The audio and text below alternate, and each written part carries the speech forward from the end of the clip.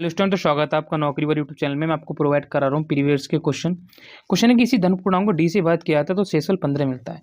मान लो कोई संख्या डी है, ठीक है, और हम क्या करते हैं, डी से किसी को भाज्य करते हैं कोई संख्या से, तो शेषफल में 15 मिलता है। ठीक है, 15 मिलता है। किसी धन पूर्णांक को डी से बात करते हैं, ठीक है, कोई धन पूर्णांक ए मान लेते हैं, ए को हम डी से बात ए को हम डी से बात करते हैं। ठीक है, ए है, ए को हम डी से विभाजित करते हैं तो साथ में ये तो आएगा है, क्योंकि पूरी वैल्यू कटेगी तो ये तो यहाँ पे आ ही सकता है। और 15 हमारा क्या बच रहा है, शेष बच रहा है।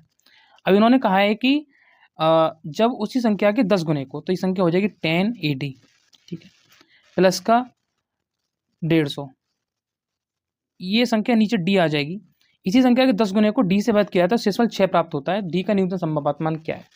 अब देखो, ये तो संख्या डी से कटेगी, डी इसमें आ रहा है तो इसका मतलब ये तो पूरा पूरा कटेगा ही कटेगा, क्योंकि डी इसमें आ रहा है।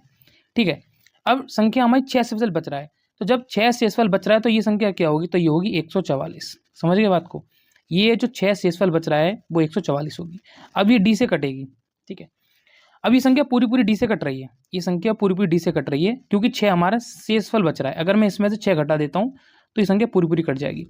अब देखो, 9 से भी कट जाएगा, 16 में 144, 12 से भी कट जाएगा, 16 से भी कट जाएगा, 18 से भी कट जाएगा। अब मेरी बात को समझो, अब यहाँ पे 6 शेषफल आ रहा है, यहाँ पे 15 शेषफल आ रहा है, तो संख्या 6 और 15 दोनों से बड़ी होगी, क्योंकि शेषफल तभी आता है संख्या बड़ी होती है, और 15 और 6 से बड़ी होगी। ठीक है, अब 15 और 6 से 9 बड़ी कौन सी है? 9 बड़ी नहीं है, 12 बड़ी नहीं। अब 16 18 में से एक है, और यहाँ पर बोला है कि डी का न्यूनतम मान चाहिए मुझे, तो डी का न्यूनतम मान 16 हो जाएगा, तो 16 हमारा राइट आंसर है। Thank you.